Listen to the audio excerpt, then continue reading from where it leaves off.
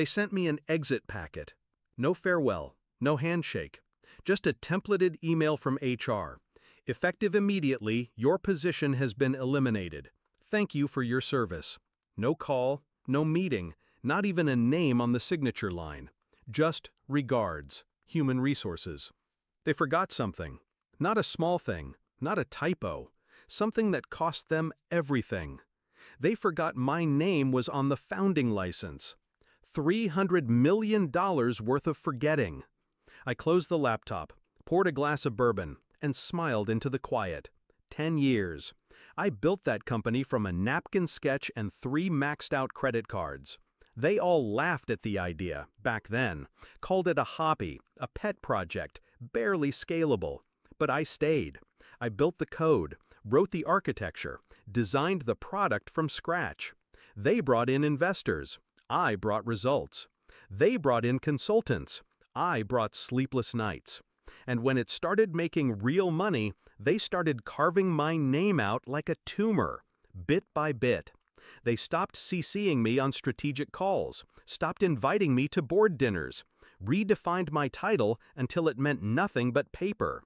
And when I pushed back, they smiled, like I was the one being unreasonable. They thought they were cutting fat.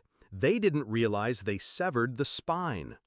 I didn't respond to the termination email, didn't call anyone, just listened, watched, let them believe I was gone, erased. It gave them confidence, which made them sloppy. I started gathering original contracts, state registration documents, the founding license filed with my name, signature, and notarization, buried in a legal vault they forgot existed.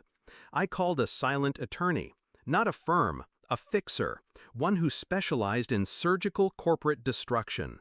She read everything in silence, then looked up at me and said, "They're fucked. Entirely." We began without a word to them, an injunction filed quietly, freezing accounts, halting board actions, flagging the upcoming acquisition with legal barriers thick enough to choke a whale. Their CFO panicked first, tried to call me. I didn't pick up.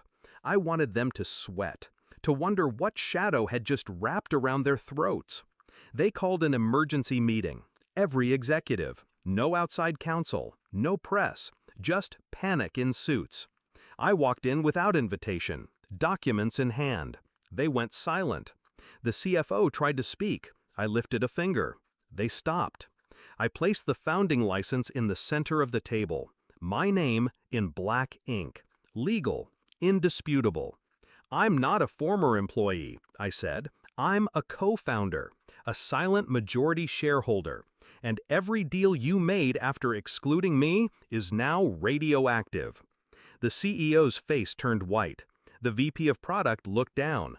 The general counsel, always smug, just leaned back and shut his eyes. They knew. They had always known. They just never thought I'd come back to collect.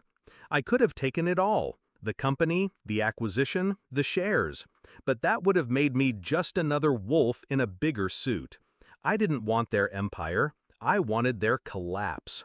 I filed a motion to dissolve the board, refused to approve the acquisition, blocked executive bonuses, leaked the corporate governance irregularities to a journalist friend who owed me a favor. Their stock tanked within a week. 3 top clients withdrew. 2 board members resigned.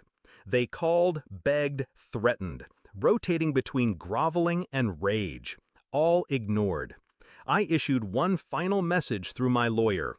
The house you built without me was never yours to begin with. Now it burns. The office building still stands. Glass panels, chrome, steel, and silence. But when I pass it now, I don't feel anything. Not bitterness, not pride, just clarity. You don't always need to scream to be heard. Sometimes the sharpest vengeance is paperwork filed in the dark. I gave them 10 years of loyalty. They gave me 1 line in an email. Now, all they have left is regret. And me? I have my name, in ink, where it always belonged, etched in the ashes.